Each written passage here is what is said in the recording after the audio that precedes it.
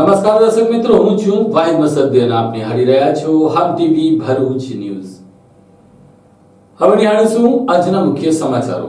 અંકલેશ્વર તાલુકાના ગડખોલ ગામની જર્જરિત ઓવરહેડ પાણીની ટાંકીમાં પડી ગયેલા યુવાનને 15 કલાક બાદ ફાયર બ્રિગેડ દ્વારા બહાર કાઢવામાં આવ્યો હતો. જો કે રાત્રિના પાણીની ટાંકી ઉપર કેમ ચડ્યો તે અંગેનો ખુલાસો હજુ સુધી થવા પામ્યો નથી.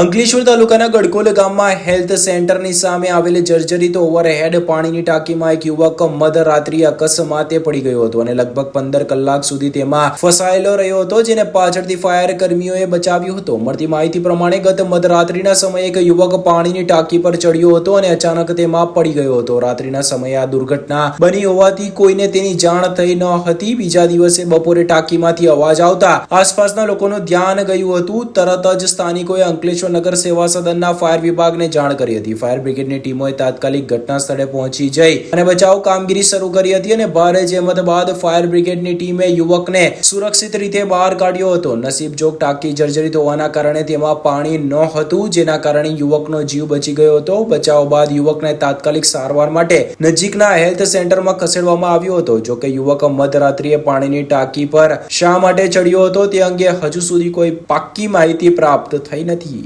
જે વ્યક્તિએ આજે પડી ગયો છે એમની જાણ જો લોકલ માણસને થઈ હતી કે રાતના આ વ્યક્તિ પડી ગયેલો છે. તો રાતના મતલબ આ બનાવ રાતના 12 કલાકનો છે અને બપોરમાં 3 વાગ્યાની આસપાસ અંકલેશ્વર નગરપાલિકાને જાણ થઈ. તો એ તરત અહીંયા આવીને એમને ઓપરેશન હાથ ધર્યું. ત્યાર પછી ડીપીએમસી ફાયર ટીમ બી એમને મદદ માટે આવી અને એના પછી માણસને અંદરથી બહાર કાઢ્યો. એના પછી નજીકમાં જ આરોગ્ય સેન્ટર છે ત્યાં લઈ ગયા છે. માણસને પાછળના ભાગમાં થોડીક ઇન્જર્ડ થઈ છે, બાકી માણસ સેફ છે, વધારે જાનહાનિ થઈ નથી. કેટલા કલાકની જહેમત બાદ માણસને કાઢવામાં આવ્યો? મિનિમમ 10 થી 12 કલાકના જહેમતથી એને બહાર કાઢવામાં આવ્યો છે.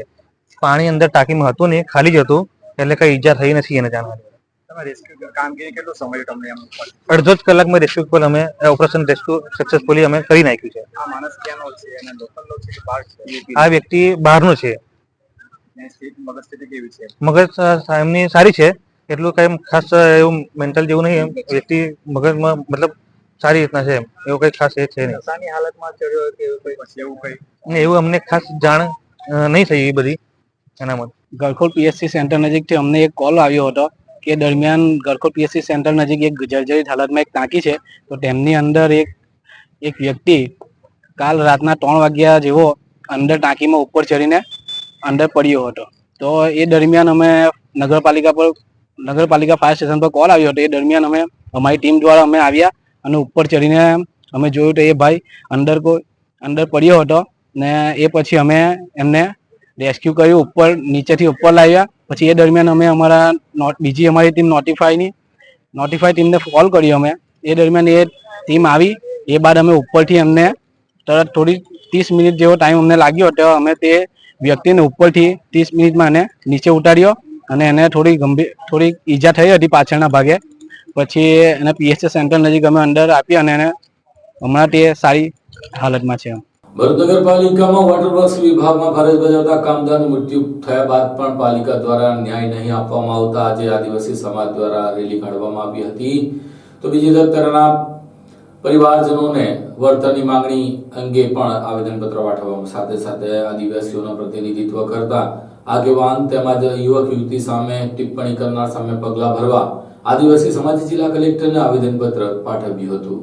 ભરૂચ જિલ્લા આદિવાસી સમાજ દ્વારા ગુજરાતના રાજ્યપાલને સંબોધીને જિલ્લા કલેક્ટરને આપેલ આવેદનપત્રમાં જણાવ્યા મુજબ ભરૂચ નગરપાલિકાના વોટર વર્ક્સ વિભાગમાં છેલ્લા 27 વર્ષ ઉપરાંતથી રોજમદાર તરીકે ફરજ બજાવતા શંભુભાઈ જયસિંહભાઈ વસાવા નાઓનું ગત 21 જાન્યુઆરી 2025ના રોજ સોનેરી મહેલ ટાંકી પર ફરજ દરમિયાન રાત્રિના સમયે મૃત્યુ થયું હતું. ત્યારે જે પ્રકારે ગત ચોમાસામાં ચિંગસપુરા વિસ્તારમાં ગટરમાં પડી જવાથી મૃત્યુ પામેલ ઈસમને વળતર આપવામાં આવ્યું હતું તેમજ તેમની પત્નીને ભરૂચ નગરપાલિકામાં નોકરી આપવામાં આવી હતી. તે જ રીતે મૃતક કર્મચારીના પરિવારને પણ આર્થિક સહાય અને તેના પુત્રને નોકરી આપવામાં આવે તેવી માંગ કરવામાં આવી હતી. તેમજ નગરસેવક અને આદિવાસી સમાજના આગેવાન હેમેન્દ્ર કોટીવાલા અંગે અભદ્ર ટિપ્પણી કરનાર તેમજ સમાજની લાગણી દુભાય તેવી ટિપ્પણી કરનાર ભરૂચ રિક્ષા એસોસિએશનના પ્રમુખ આબિદ અલી બેગ સામે નોંધાયેલ ફરિયાદમાં કાર્યવાહી કરવા માંગ કરી હતી. તેમજ અંકલેશ્વરના પિંકેશ નામક ઈસમ અને વનરાજ ઠાકોર નામક એક સોશિયલ મીડિયા યુઝરે આદિવાસી સમાજ અંગે કરેલ ટિપ્પણીમાં બંને સામે સમાજની લાગણી દુભાવવા અને અભદ્ર ટિપ્પણી કરવા અંગે ફરિયાદ નોંધી કાર્યવાહીની માંગ કરી હતી અને જો તેમની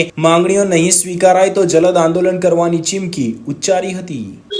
આજરોજ અમે મૃતક અમારા કર્મચારી નગરપાલિકાના શંભુભાઈ જયશંકભાઈ વસાવાના માટે અમે અહીંયા રાવ નાખવા માટે આવે છે કલેક્ટર કચેરીએ.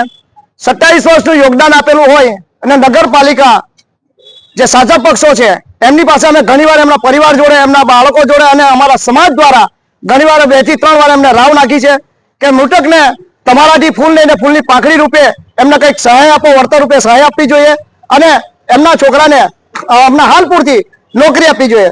જો તમારે નાલેસી ભર્યો તમારો છુપાવવા માટે તમે જો ચોમાસામાં એક બહારના વ્યક્તિ તરીકે એ ગટરમાં તણાઈ ગયા હતા અને જ્યારે 2 દિવસની સખત રજૂઆત પ્રમાણે એમને જો નોકરી અને વળતર આપેલું હોય તો તમારા માટે શંભુભાઈ વસાવાએ અમારા આદિવાસીએ ત્યાં 27 વર્ષ એમનું લોહી જઈ એમનો પસીનો વેરીને તમને આપેલું હોય તો એમના માટે અમારે ભીખ કેમ માંગવી પડે? આ ભીખ તમે મંગાવી રહેલા છે અમારા આદિવાસી પરિવારના, અમારા મૃતકના લોકોને. એટલે તમને હજુ પણ આજીજી કરીએ છીએ કે જો તમે અમને અમારા શંભુભાઈના પરિવારને તમારાથી જેમ કેમ પ્રકારે જે કંઈ પણ થતું હોય એ વળતર આપે અને એક પરિવારમાંથી એમના ઘરમાંથી નોકરી આપે. નહીં તો આવનારા દિવસોમાં ઘણું મોટું આંદોલન નગરપાલિકા ભરો આંદોલન કરવામાં આવશે. મુંબઈથી આવતી વોલ્વો લક્ઝરી બસમાંથી પોલીસે બાતમીના આધારે દારૂ ઝડપી લીધો હતો. ક્લીનર અને ચાલકની ધરપકડ કરી હતી.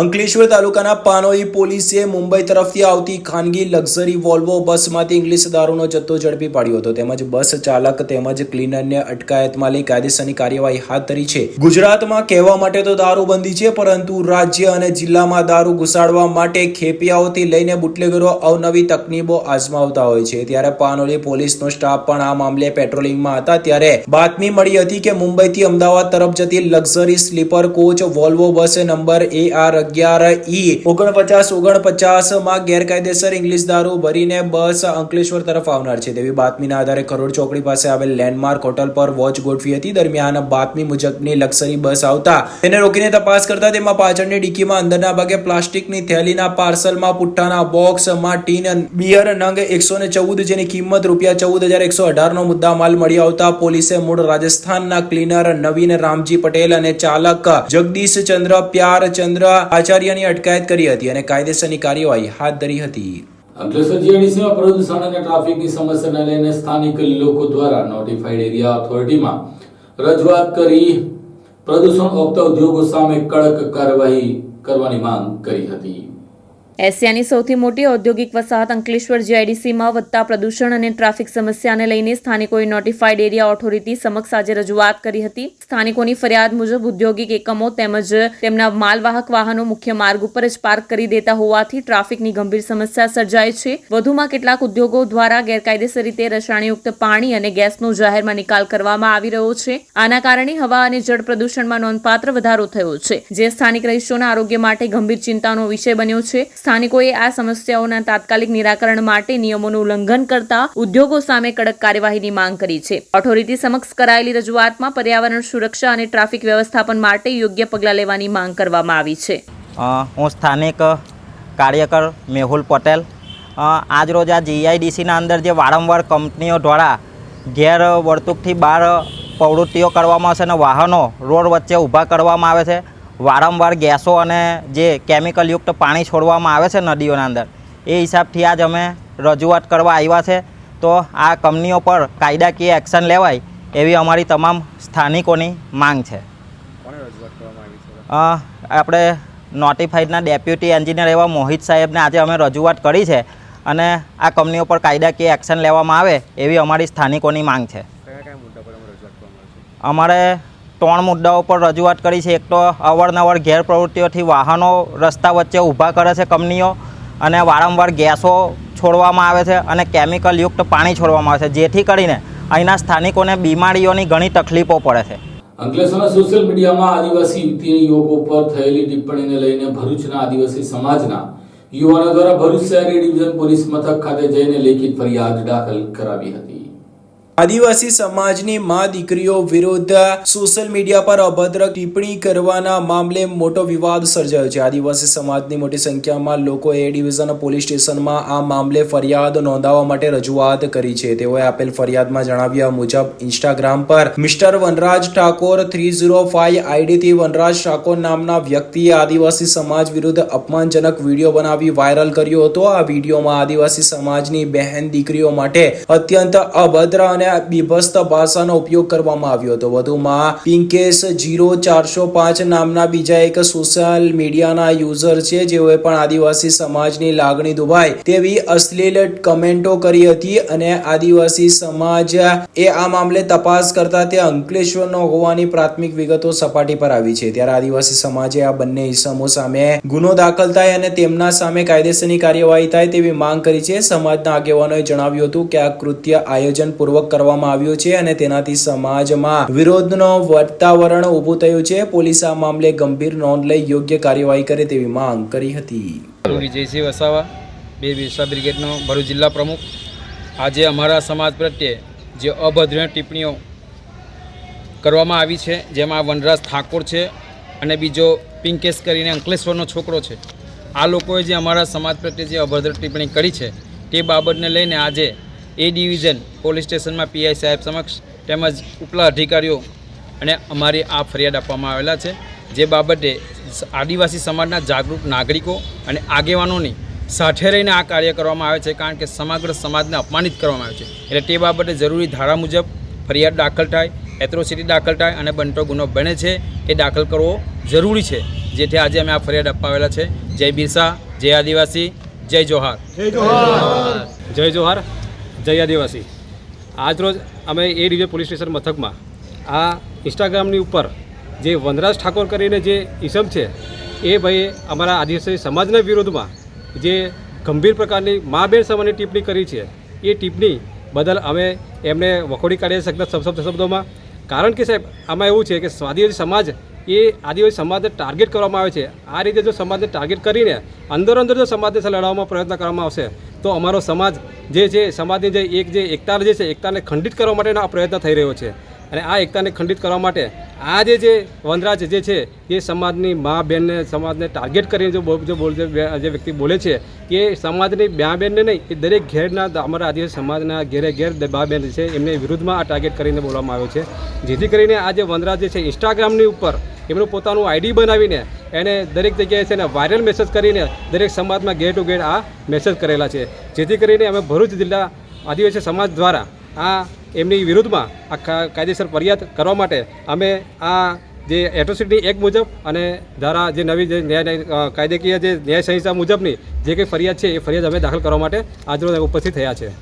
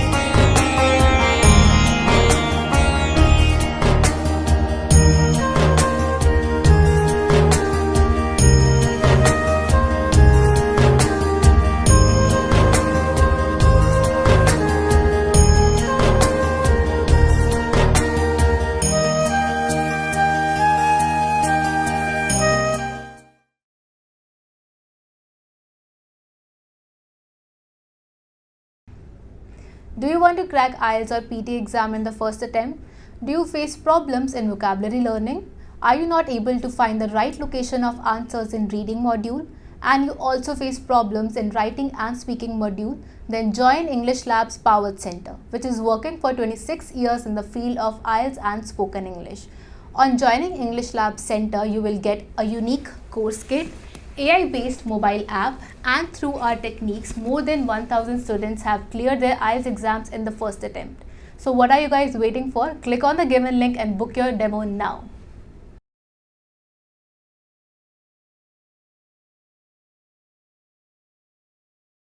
અંકલેશ્વરના મીરાનગરમાં જાહેરમાં જુગાર રમતા બે જુગારીઓને પોલીસે ઝડપી લઈ કાયદેસરની કાર્યવાહી હાથ ધરી હતી.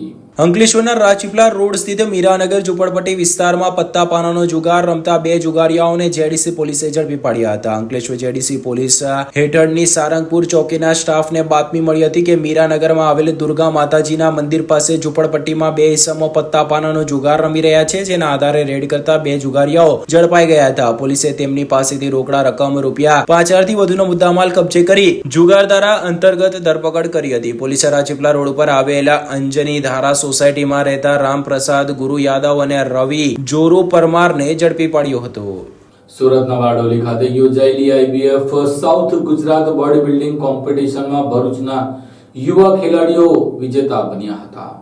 બારડોલી રોડ સ્થિત કચ્છી પટેલની વાડીમાં યોજાયેલ IBF south Gujarat body building કોમ્પિટિશનમાં ભરૂચના યુવા ખેલાડીએ નોંધપાત્ર સિદ્ધિ હાંસલ કરી છે. આ પ્રતિષ્ઠિત સ્પર્ધામાં દક્ષિણ ગુજરાતના વિવિધ જિલ્લામાંથી 350 થી વધુ ખેલાડીઓએ પોતાની પ્રતિભા દર્શાવી હતી. સ્પર્ધામાં ભરૂચના BK પટેલ, જેઓ પ્રતીક તરીકે પણ જાણીતા છે, તેમણે મેન ફિઝિક્સ કેટેગરીમાં શાનદાર પ્રદર્શન કરીને ટોપ 5 માં સ્થાન મેળવવામાં સફળતા મેળવી છે. આયોજકો દ્વારા આમંત્રિત વિશિષ્ટ મહાનુભાવોના હસ્તે વિજેતાઓને પુરસ્કાર એનાયત કરવામાં આવ્યા હતા. આ સિદ્ધિ માત્ર BK પટેલ માટે જ નહીં, પરંતુ સમગ્ર ભરૂચ જિલ્લા માટે ગૌરવનો ક્ષણ બની રહી હોવાનું તેઓએ ઉમેર્યું હતું.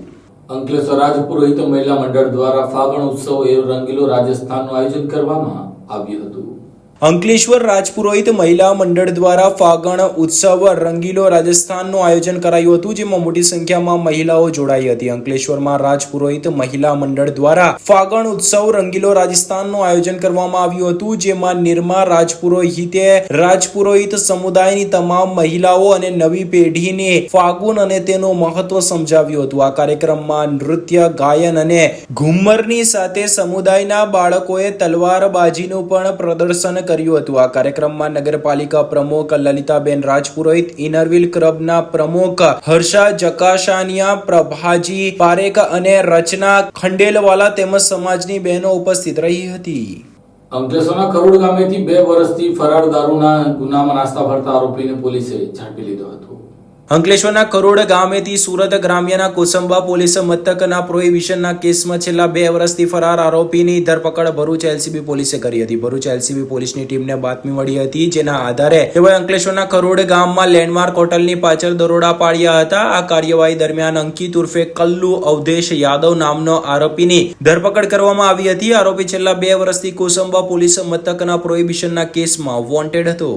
નેત્રંગ ખાતે શ્રી અક્ષર પુરુષોત્તમ સ્વામિનારાયણ મંદિર ભક્તિધામ સંકુલના હર્ષોલ્લાસ સાથે 29મો પાટોત્સવની ઉજવણી કરવામાં આવી હતી.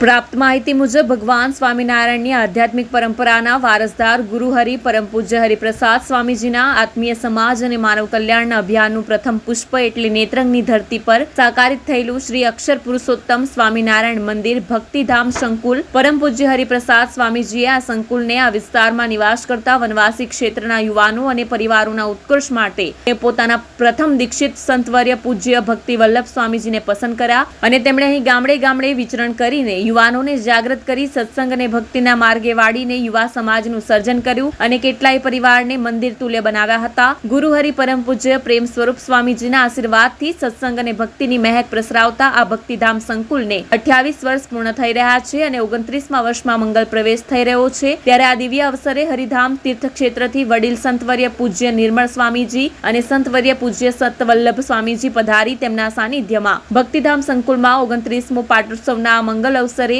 શ્રી ઠાકોરજીના દર્શન અને પૂજન તેમજ મહાપૂજાના દર્શન અને સંતોના આશીર્વાદનો લાભ પણ ઉપસ્થિત રહ્યા હતા. આ 29મા પાટોત્સવમાં હજારોની સંખ્યામાં હરિભક્તો ઉપસ્થિત રહ્યા હતા અને ઠાકોરજીના દર્શન, પૂજન અર્ચન, મહાપૂજા તેમજ સત્સંગનો અને પ્રસાદીનો લાભ લીધો હતો. ગુરુહરિ સ્વામીશ્રીએ એમણે પોતાની પર્સનલ સેવામાં મને સેક્રેટરી તરીકે રાખેલો. જ્યારે એમને આ બાજુના વિસ્તારની બધી હાલત સાંભળી ત્યારે સાચા અર્થમાં સનાતન ધર્મ સચવાય અને બધા જ ઈષ્ટદેવોનું સરસનું માન જળવાય એ માટે મને કે તારે આ આદિવાસી વિસ્તારમાં હોમાવાનું છે. આ મંદિર 28 વર્ષ પૂરા કરીને આજે 29મા વર્ષમાં પ્રવેશ કરે છે, એટલે આજનો પાટોત્સવ 29માં ઉજવીએ છીએ. જેમ તેમ જેવું તેવું જ્યારે ત્યારે જ્યાં ત્યાં એ રીતે ચલાવીને આ સત્સંગનો વિકાસ કર્યો. આજે એ જ આદિવાસી સમાજ દારૂ નહીં, મોસ નહીં, ચોરી નહીં, વ્યભિચાર નહીં, જુગાર નહીં, દોરા ધાગા નહીં, જંતર મંતર નહીં, ભુવા જાગરિયા નહીં, અંધશ્રદ્ધા નહીં, એવી રીતનું જીવન જીવતા થઈ ગયા છે. સંત કે અમારા ગુરુ કે એમાં આવી ગયું, આવી નિષ્ઠાથી જીવતો એક સમાજ તૈયાર થયો છે.